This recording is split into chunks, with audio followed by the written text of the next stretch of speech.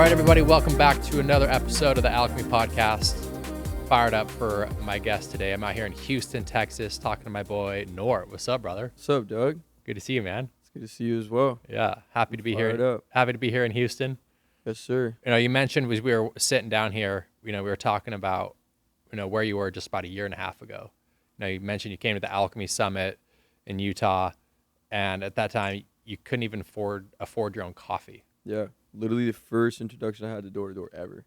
Super life-changing because I remember seeing you on stage, not even knowing my managers like Aaron Doria, Jordan Lewis up on the stage, and just seeing how everybody was from the industry and whatnot, from Meraki, obviously, Zaza, Solar. I'm pretty sure there was some past guys there too.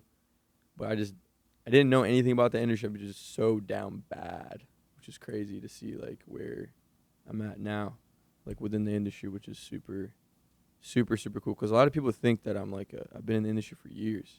Oh, you're a spring chicken. Yeah, I'm like I'm a newbie, bro. Yeah. So walk me through that. Like, obviously, people that don't know anything about door to door, this is like a whole world that's like can be like astonishing for people. It's like kind of intense. What was your kind of like your first experience after going to like the Alchemy event? Like, what were some of the thoughts going through your head? That I wish I knew about something like this sooner. Yeah. Obviously, like, this is divine timing. I found it at the right time, the right place. But it's just kind of crazy to see that all the type of people that you meet, from as far as who they are as people, the money that they're making, what they're striving to do. Like, I've never seen that many people all in one room, ever. Yeah. Because I worked out 9 to 5, like the regular work class and all that stuff. And it's just a complete different vibe. It kind of feels like I kind of broke out of it, in the cliche sense, like the rat race, or we want to say, but it's interesting for sure. Yeah, and so you've kind of like jumped in 2 feet, like grabbed the bull by the horns, like I'm going for this thing. Yeah. Did you ever have to deal with like any self-doubt at the beginning? Like, what was that like? Did you ever like doubt yourself? Is this for me? Am I going to be able to make it? Like, yeah. No, so what's kind of fun, I'm a very big man of faith. I remember at the time, like a month before I found out about this opportunity, I was at a dealership. I hated my life. selling cars. Out in Roseville, California, the Auto Mall.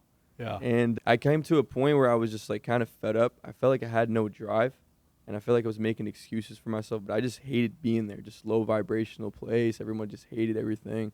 Staying on the shirt, fat belly, whatever. And I remember literally going like, okay, you know what I'm going to do? I'm going to take this $20,000 credit card. I'm going to go to Mykonos, Greece, and I'm going to max it out. And I'm going to show myself what my life would look like when I win. And I'm going to strip myself way back from that, and then I'm going to put a fire underneath my ass. So I went down to Mykonos, went to Athens, swipe. Still had 10 grand left over. So when I came back, I went to all the stores that I like, Lululemon, whatever, swipe, maxed it out, just invested into me, invested into my spirit, my soul, my mind, and all that stuff. And then when I was in debt, I was like, okay, like I'm fired up to make money, but I don't like doing this.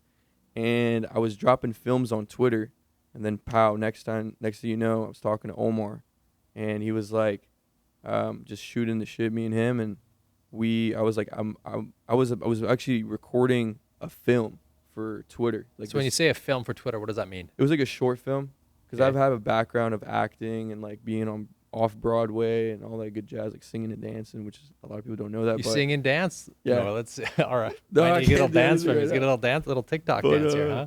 Yeah, I was making this film, and we talked, me and him, and he was like, yeah, so whatever. He's just telling me a little bit what he's doing. I didn't really think too much about it, and I told him I'm in Sacramento. He's like, I'm in Sacramento too. And then he was telling me that he's on a blitz, and I was like, I actually need an actor to be in my film, to be a waiter. So he came through we clicked through, and met him that day. Took me back to the B&B when I met all the guys. I'm like, what are you guys doing in an Airbnb on a Tuesday? Yeah.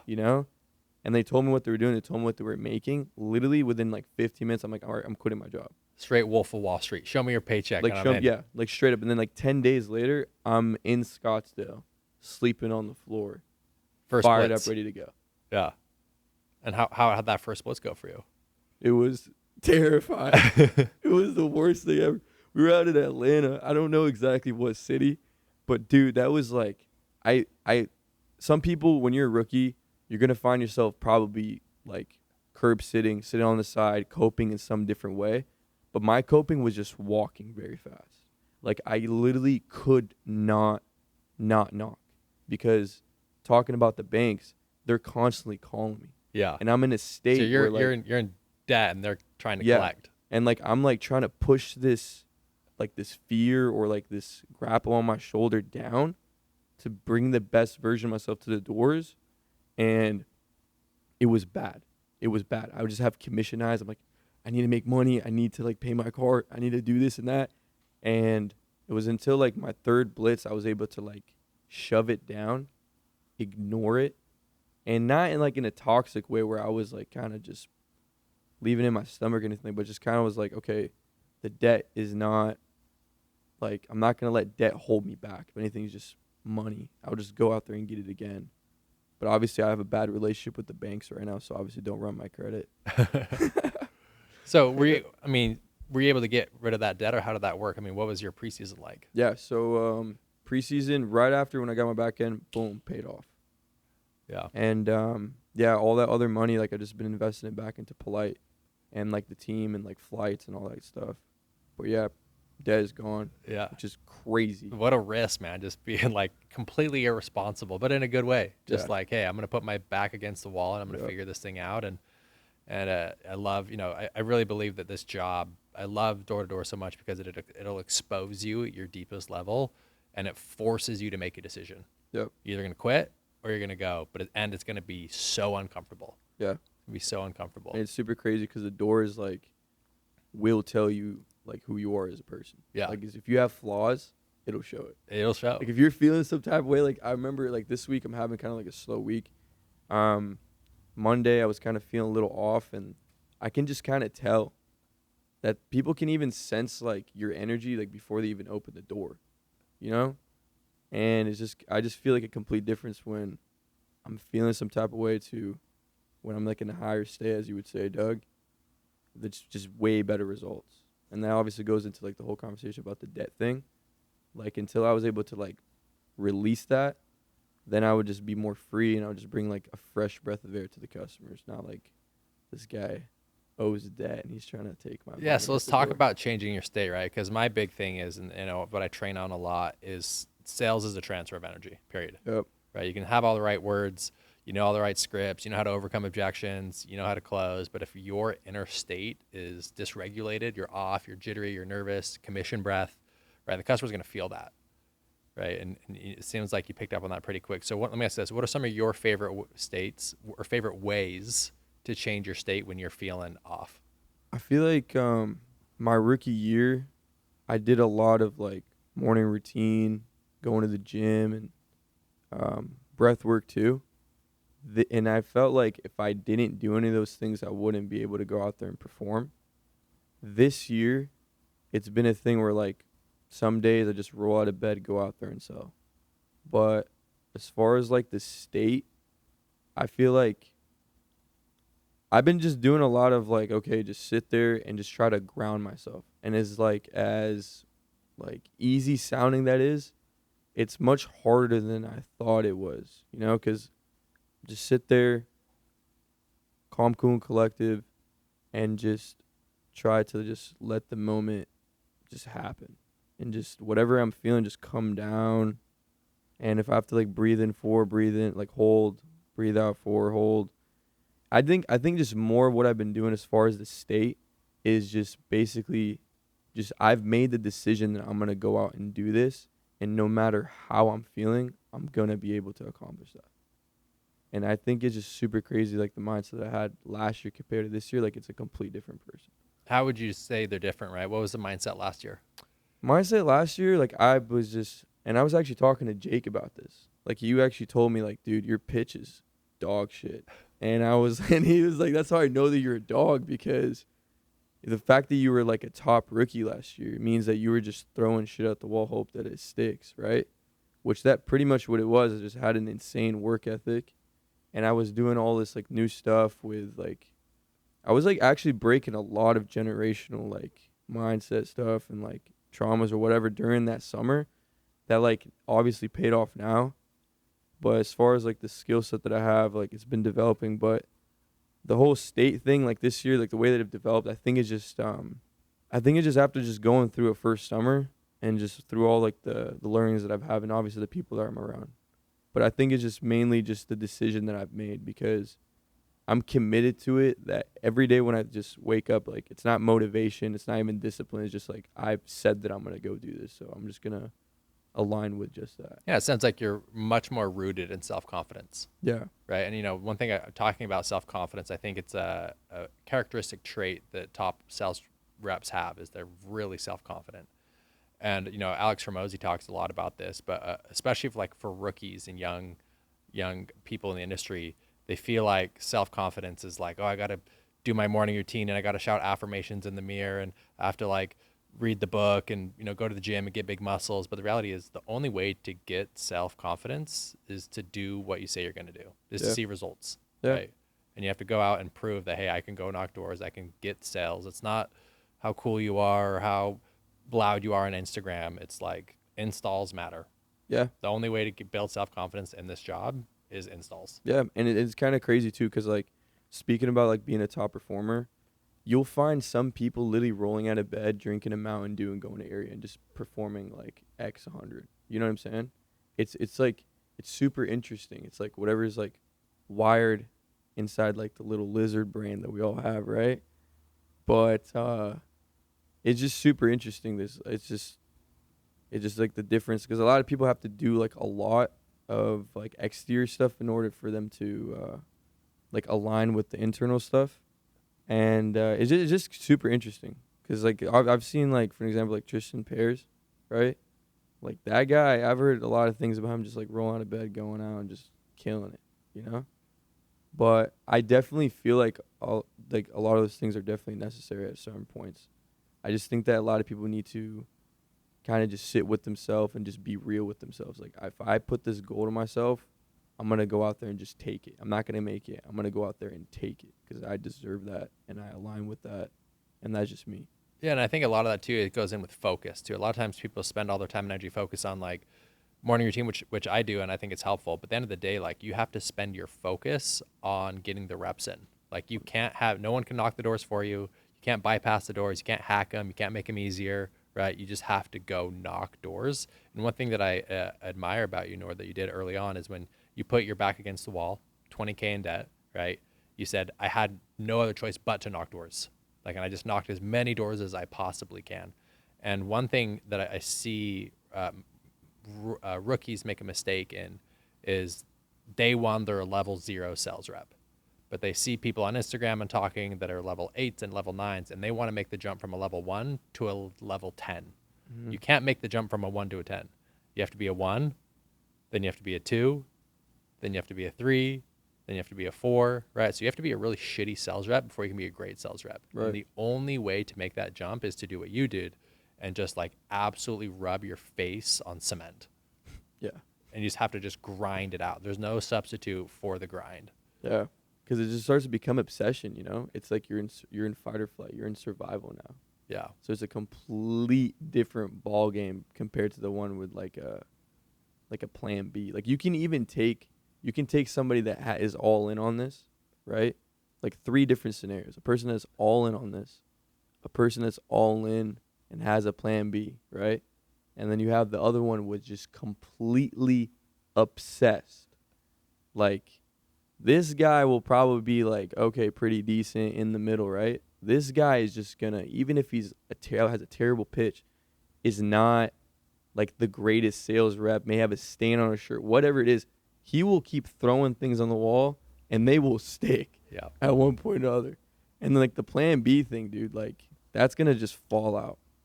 I've never ever in my life met anyone that was successful that actually genuinely had a plan B. Yeah, the reason that doesn't work is because it's really difficult. Yeah. It's this for a lot of people, this will be the hardest thing you ever do in your whole life. And if you have a plan B, the moment it gets hard, what are you naturally going to fall back to? Plan B, because it'll alleviate the discomfort, right? Yeah. And so I look back at, my career I was in this market. Houston was kind of like my big first year I popped off. It was knocking doors was the only thing I thought about for the whole year. Like there was no other option. I remember feeling if I was driving to area and it was 1:45 and I was 20 minutes to area, I was gonna be on the doors at 2:05. I had this standard. I knock a door before 2. I'd get crazy anxious. Yeah. Like I'm gonna be 5 minutes late. Like I can't be 5 minutes late to the door, right? And I'd go out and I'd work, and I made just one rule. Like once I start working, I do not stop working until the stars are in the sky. I don't sit on the curb. I don't go to the gas station. I don't call my mom, right? I'm like, nothing is gonna get in my way between 2 to 10, and I just have to go get those reps in. Yeah. You've got to get those reps in. So, one thing I want to talk about too that you've done really, really well is by building a personal brand. Yeah. I'm excited to talk about that. Yeah. Dude. Talk to us about that. Talk to us about Polite. What is Polite? Polite is effortless. Polite is clean. And it is to just tell you what polite means. Polite is a word that I learned out in Greece from a Canadian man named Caden. But Tell us the story. Yeah, so basically I was in Eos on an island, and we were trying to get into this like sunset spot that was just like had a pool and all these people were there. And we show up, me and my cousin Alex, we get there. And this guy, Caden, we didn't know him obviously at the time, but he shows up. He's like, "What up, lads? What's going on? What are we going to do?" And I'm just like, "Dude, you're like our bro now." And he's like, I'm going to pay you to get inside. And he's like, "Bro, that's so polite." And then when he said that, like that word carried, and we were just saying that all the time. And the word polite, what it basically means is like look at your fit right now. This is polite. This is polite. When you go out there and you rip your sales, that's polite. When you go out and you have, I don't know, like the way that your pitches is clean, it's sharp, like it's just polite. It's kind of like maybe a doctor. This might be very specific. It might be like a doctor that on the side he like flies his Cessna. Like that's polite. You know what I'm saying? But as far as like the marketing and like the online stuff, essentially during the summer of my rookie year, I'm gonna be real. The only cool people that I've seen within the door space, and maybe just because I wasn't that in like seen too much, was like Alchemy, Zaza, and like I don't know, kid named Devin, and also the Bill Lauren guy. Okay, I'm like these guys are actually doing pretty decent on the door space, but they get so many views, right? And it kind of made me think. I'm like, a lot of people are not funny. They don't know how to like really market themselves. And a lot of people are not creative. So I'm like, I come from like an acting background and I make films personally. So I just kind of looked at the door space as a fat piece of pie. And there's big creators within this piece of pie that have big slices. But I will also realize that they've left a lot of crumbs left behind, where pretty much I just collected all those crumbs for it to equate to one big slice. Because there's like a lot of, like there's not a lot of people, like I just kind of felt like after when I started dropping stuff, people just started to drop videos. Bro, your videos kill me. Yeah. Like they're hilarious, right? Yeah, bro. There's that video, like I remember it's like this like first date as a door-to-door sales rep, and you like pull up in your car and the girl gets in, there's like all the bottles, like all the Gatorade bottles, and you're like, "It's okay, I'm a millionaire. Bro, I lost it. Yep. I lost it. Yeah. I just think it's just really cool because now with it blowing up and like gaining traction, like it's just continue like capitalize on that. I think you just got to be authentic. You just got to show yourself, because a lot of people are cool, but you just need to work on how to present that out to people. Yeah. Right? Because I've known people that are cool as hell, but they just don't have any social media. They don't know how to post or anything like that. But if you're able to like market them the correct way, you can showcase to people like how your office is like, how your team is like, what you offer you have, all this stuff. And it's crazy, bro. I'm out in an area the other day. 3 sales reps, like pest, solar, another pest guy, are like, "Oh yeah, Nour." Yeah. And it's just kind of weird, bro. Like how like social media works. Well, super weird. It's so brilliant because you're branding yourself, right? Yeah. Like you're branding yourself, creating credibility. You're becoming a thought leader, right? You also do give a lot of great content in your videos, so they're funny and you provide value. Yeah. And it's like the ultimate recruiting tool. You mentioned like all your recruits came from Instagram, right? Dude, all of them. Top rookie right now. Yeah. Kai Spader. He's from Instagram. Yeah. Talk to a little bit more about the strategy. Okay, so I'm gonna give the sauce. Give the sauce. Give the people what they want, brother. All right, whatever. I'll do it. So this all just came through. I just thought about this. So I was like, okay, let me go make very informative videos to where like people would gain a lot of information for free, right? And I was like, okay, we all know that the biggest people within the industry of social media have done weird memes, like even Trump, for example. Yeah. He's done like the memes of like all these different stuff that blew up. So I'm like, okay, cool. So what I'm going to do is I'm going to make a really, really, really, really, really funny video that's going to blow up. And I'm going to post in between them a bunch of informative videos. So when somebody goes on there and for some reason, like let's say like they're down bad, they're looking for an opportunity. They see my video. They watch the funny video like, oh, this is actually funny. He's doing it the same way as all these big content creators are doing it. Then they go onto my page to go watch another one. And they don't see much of that. They see the informative videos. See the value. Exactly. So that you're going to see other funny videos. That's we'll be able to get those videos. And they'll follow me based on that, based on the funny stuff. But actually, a lot of my followers are like following Shelby Sapp and all these big people in sales. So they like the funny stuff. But what's cool is when they go over to the informative videos, they're like, okay, this guy actually knows what he's talking about. So if they're in a pest control company or solar company and like they feel like they've been betrayed, they felt like they haven't gotten paid outright, they'll come up over to me and they'll be like, okay, this is my situation. Then next thing you know, they're being flown out and they're on the team. Like I have 2 people over from like pest. I have some people that are over from like solar companies, all just because of the stress situation. And then when they see how I'm talking on the feed, they're just like, okay. And then they'll see like how I've marketed my team or how I am, my personality, like just effing around, doing all this crazy stuff. They're like, I want to be with this guy. Yeah. And I want to work for this guy and I believe in this guy. And it's what's cool too is like whenever all my guys come through, like it's not this whole social media thing is not a facade. And that's what I love so much because I'm not acting like I'm somebody else. Like I'm just genuinely just being me. I mean, yeah, you can feel the authenticity in your videos for sure. You know, let me ask you this: how do you find the inspiration for the content of your videos? Because some of the stuff you say is like, and you have got other people acting in it, and you do like the door approaches, and like, is that like kind of you guys kind of wing it, or is it more thought out? Yeah. So as far as like coming up with content, that's kind of like a very not sensitive, but I would say it's an intimate question. Yeah. And the main reason for it is because like as far as like my creative like process, I'm artist first, and like when it comes down to coming ideas, it's like, I mean, if you want me to get specific, I get my ideas like when I'm in bed and I'm trying to sleep and they would just start rushing it. Yeah. And I would just pull up my notes and I just start typing them up and all that. Yeah. That's pretty much how it goes. And so, I don't use ChatGPT, so just letting you guys know. We don't use AI over here. Yeah, no, this is all from the dome.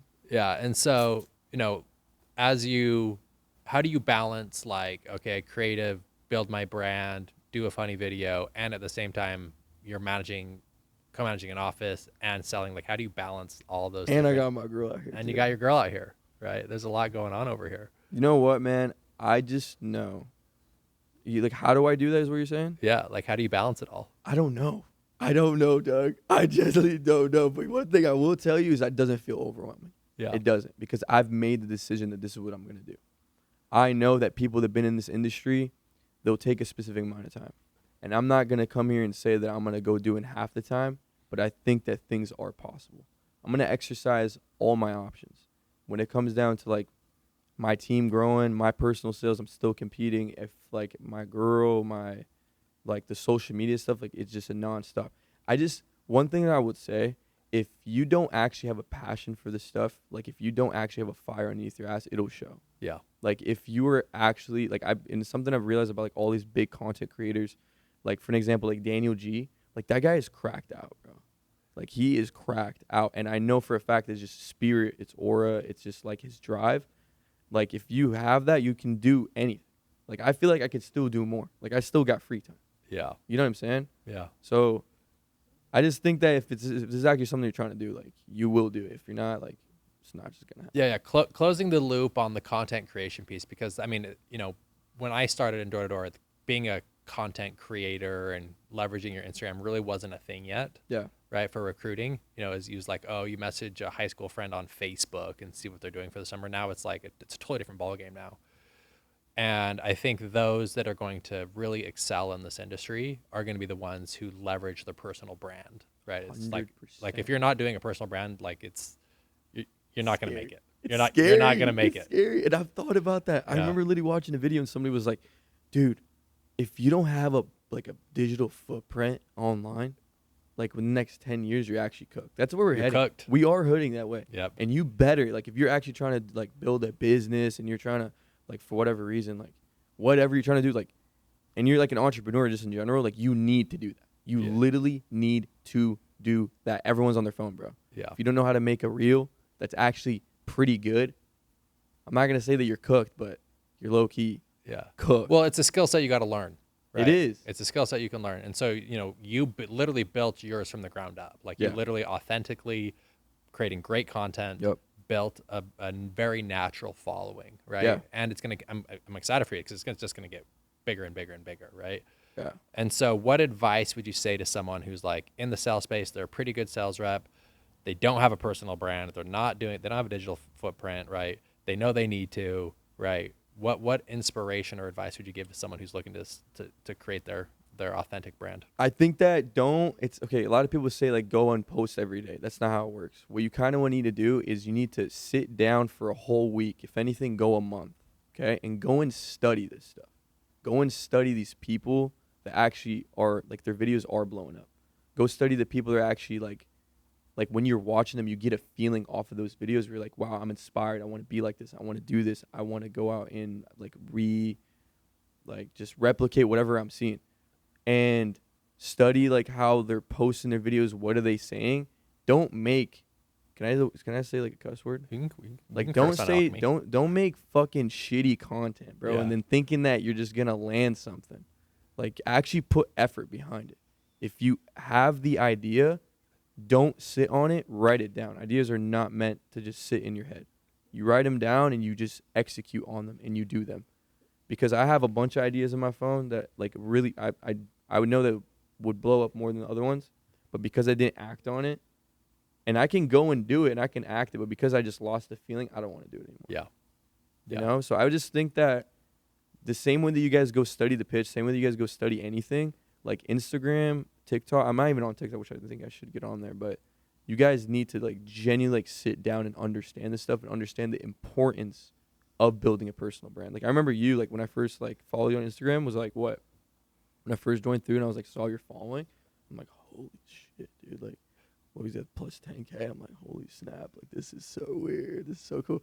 And like now it's like what's cool about the followers that I have, like it's not like filler followers. Like they're genuine like quality people that actually like me for me. Yeah, and I would add to that too, just like, as I mentioned that note, that before you can be a great salesman, you have to be a bad salesman. Yeah. Before you can be a great content creator, you have to post cringe.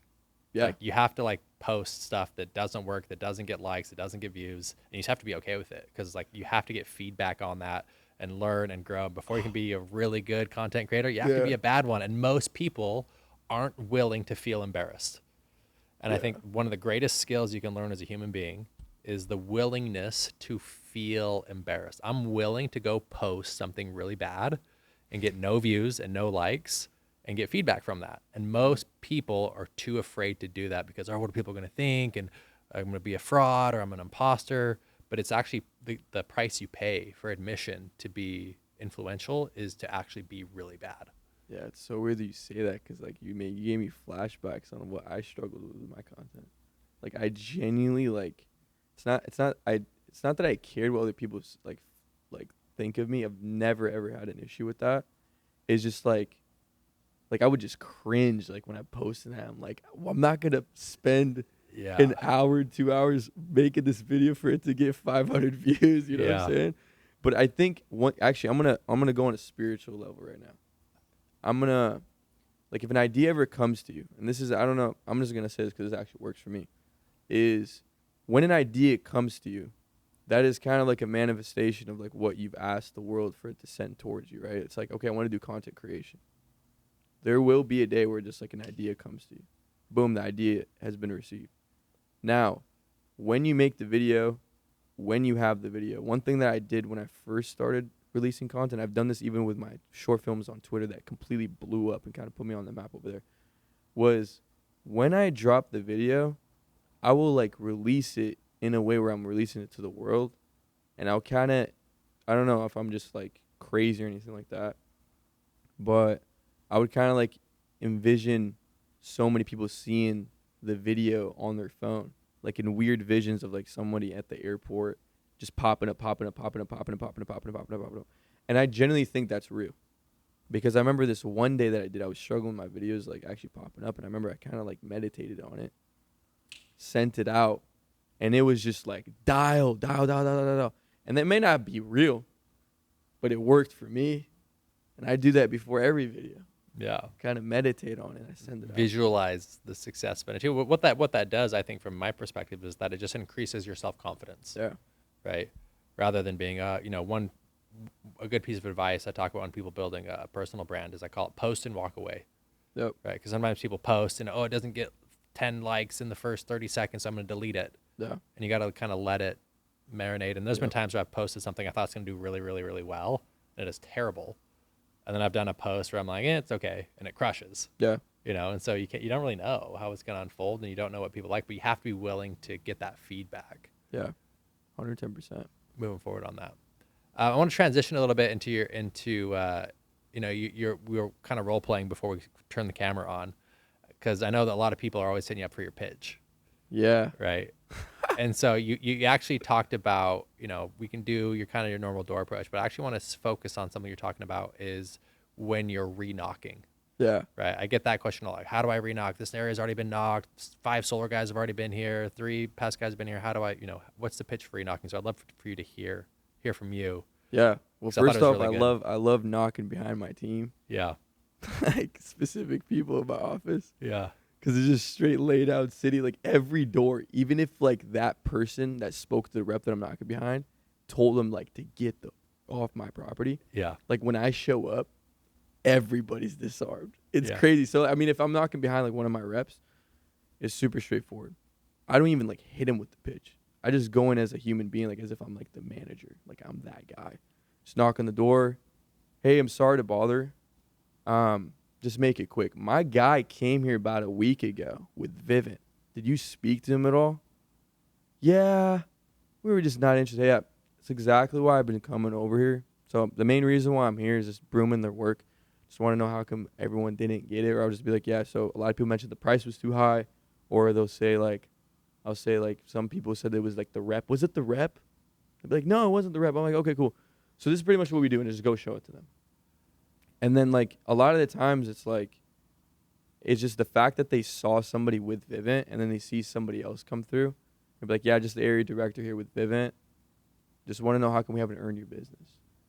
Like, how come we didn't paint your door orange yet? Like, what's going on? And then, look, they'll actually, like, hear me out because, like, okay, like, this is, like, somebody else is showing up that's more important. And then when I go over there, I'm like, yeah, so looks like we were not able to earn your business. So Vivint literally sent me over here just to like give you the system.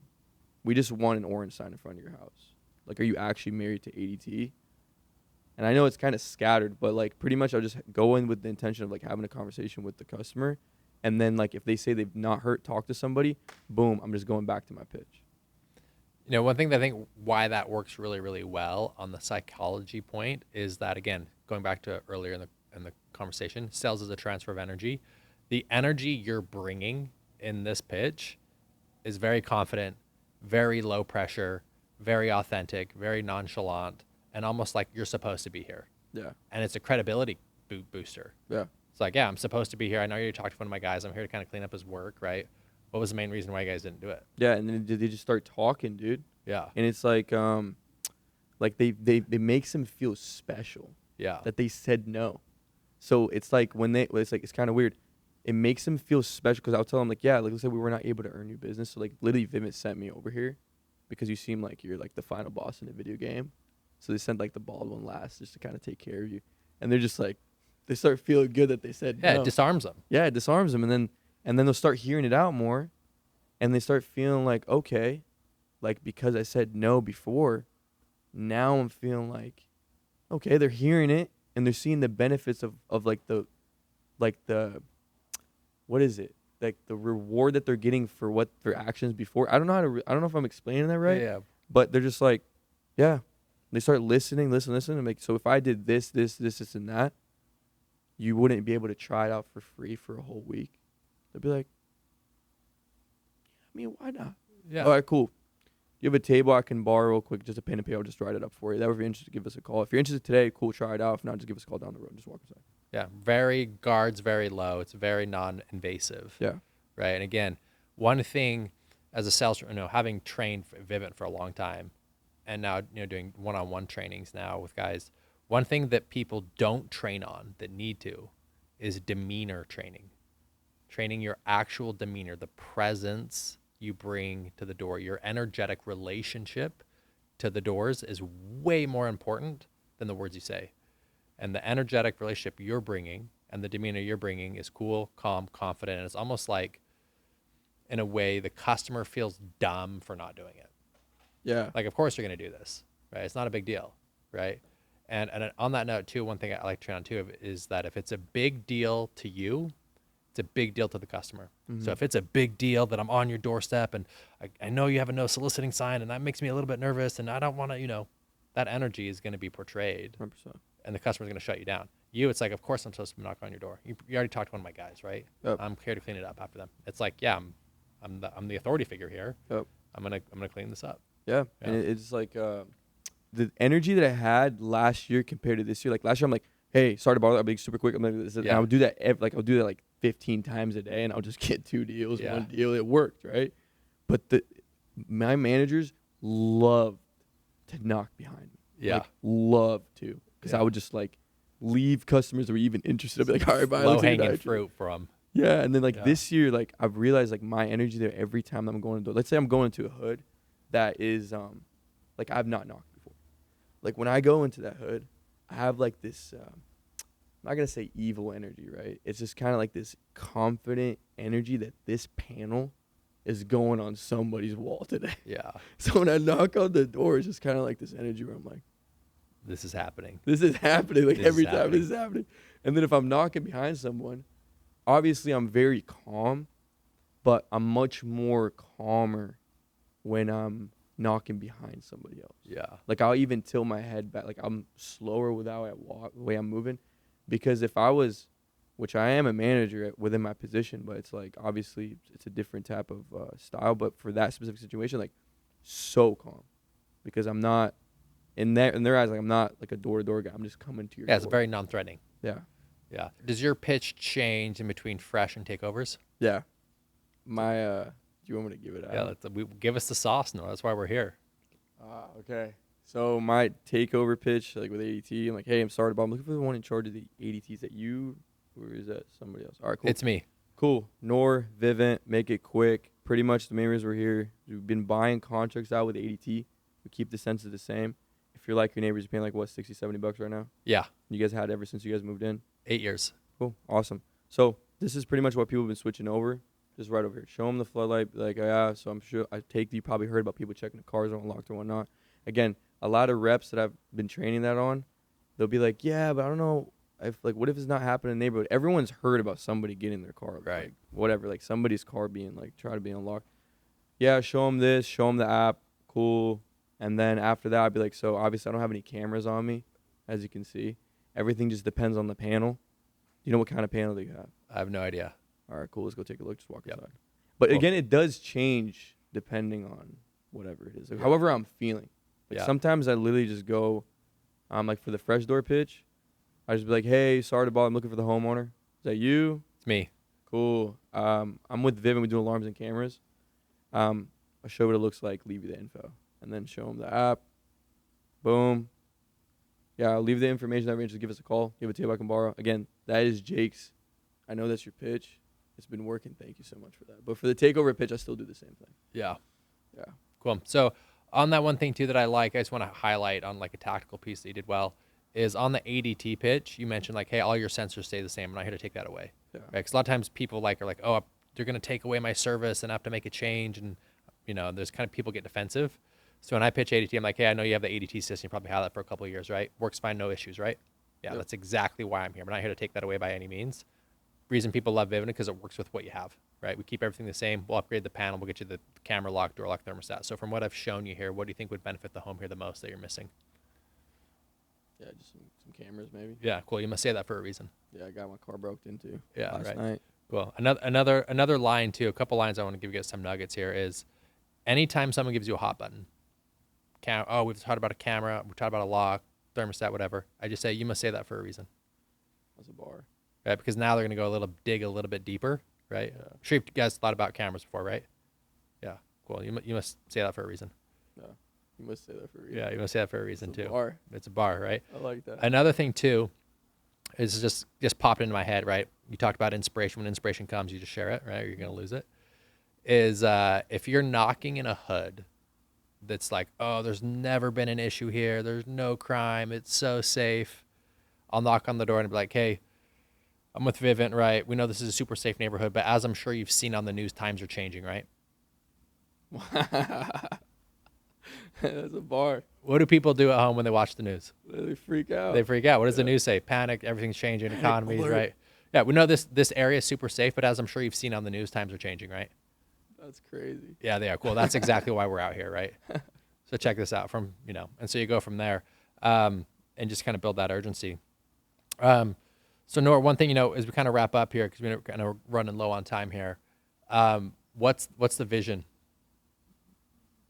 What is this for you? What's your why? Why are you doing this? Why are you moving across country? Why are you posting on Polite? Why are you waking up early? Why are you grinding all day? Like, what's the vision? Before I answer that question, I do throw in on my pitch that I'm the muffin man. I do that often, by the way. But anyways, what? Say it again. I do. Sometimes when I knock doors, when they say, who's there, I'll be like, it's the muffin man. The muffin man. Like, the muffin man? I'm like, yeah, it's the muffin man. Yeah. Come outside. But anyways, why am I doing this? I'm an artist at heart. I really struggled with school because it wasn't my thing. I drew a lot into art, and I remember I was going to become a dentist. I did it. I was going to be a dentist because my uncle, rest in peace, Fred, man, he was a really cool individual, solid, successful. He was a pilot, all this stuff, and he was a big role model to me, and I wanted to do exactly what he did. And then I remember doing like 116 hours, like shadowing for like a hygienist, whatever.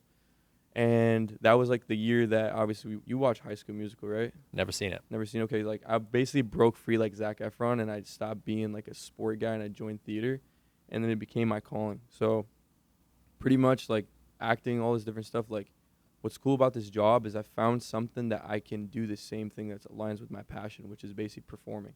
I go out there like as if I'm on stage. Like I put on the Vivint shirt, and I'm obviously myself, but I become like something different. But my vision is just like Polite Productions. Like Polite will be one of the greatest and biggest indie production film companies like on the planet Earth. And I'll say that with complete confidence. Like that's exactly why I'm doing this stuff. I'm doing this to like collect capital and to deploy like indie films. Like I literally was like on the brink of being on Netflix, and I turned it down because I didn't like how the industry was like. And I chose to go like the harder route, which I'm doing it right now. And pretty much like, yeah, that's what we're going to do, bro. It's going to be a movie. Yeah. It's going to be sick. We're growing the vision, man. And last question I have for you is, there's people who follow you who don't work with you are going to watch this, right? What message would you have for a rep who's thinking about doing door-to-door, who's thinking about coming to be a part of Polite? What message would you have to them if they were to come and join your organization? What can they expect? If anyone wants to join my team, yeah. What you're saying? I'm very fun. I truly believe that the people that are winning in life are the people that are having the most fun, right? I'm not the person where I'm going to bash you for not having fun, but I don't want fucking losers on my team that think they can just coast out here and just take like the opportunity for granted. That's not what I'm here for. I want people that want to change their life, like genuinely, because I came into this and I completely turned my life. What is it, 360 or is it 180? 360 is a full circle. 180 is a completely different direction. Okay, yeah. So 180, right? 180, baby. Yeah, 180. There you go. So yeah, turn around 180. And like I just want people that actually want to change their life and actually benefit other people as well. Like, not half-assing it. Like, I don't want any of that shit, you know? Like, polite is, what's kind of crazy is, like, I just was bringing a bunch of people on, but now it's like, I'm going to be very selective with who I bring into my office. Like, very selective. Because, like, the energy changes. Like, when there's that one person, it can just, like, fuck up the whole Zap vibe. the whole thing. Don't want that at all. Yeah. Like, easy with, like, you're gone. Bye. Yeah. One thing I would know being a part of your organization as you grow and expand Polite, reps are going to have a lot of fun. Oh, dude. And I would say, if you're not having fun, what are you doing? No, you're not doing Not anything. fun, you're doing. But, yeah. It's going to be, I appreciate you for bringing me on here, dude. Yeah, man. You're the Kind bro. of like a movie. I appreciate you, man. It's really It's weird. the first step. I'm excited. I'm glad we got to meet. I'm glad you've been to the Alchemy events. It was fun to hang out with you in the Redwoods. Oh, yeah, I want to say something. I already done a Doug plug on my YouTube videos before. I don't know if you've seen it. Have you? I have. You need to go watch it. Thank you. I made a plug. I'm going to do it again. Dude, this guy, and I'm not just saying this as a salesman. I'm saying this as a human being. This man makes great events, and you need to justify and going ASAP Rooney. That's a message to all my people. I think that's how we wrap this thing up, bro. Yeah, I think that's it, bro. The testimonial of all testimonials. Yeah, you just need to tell him to stay polite, Doug. Yeah, stay polite. Stay polite, everybody. Yeah. Nour, you're the man. Thanks for being on, bro. Love you, Doug. Love you, so man. much. Thank you. Appreciate you, bro.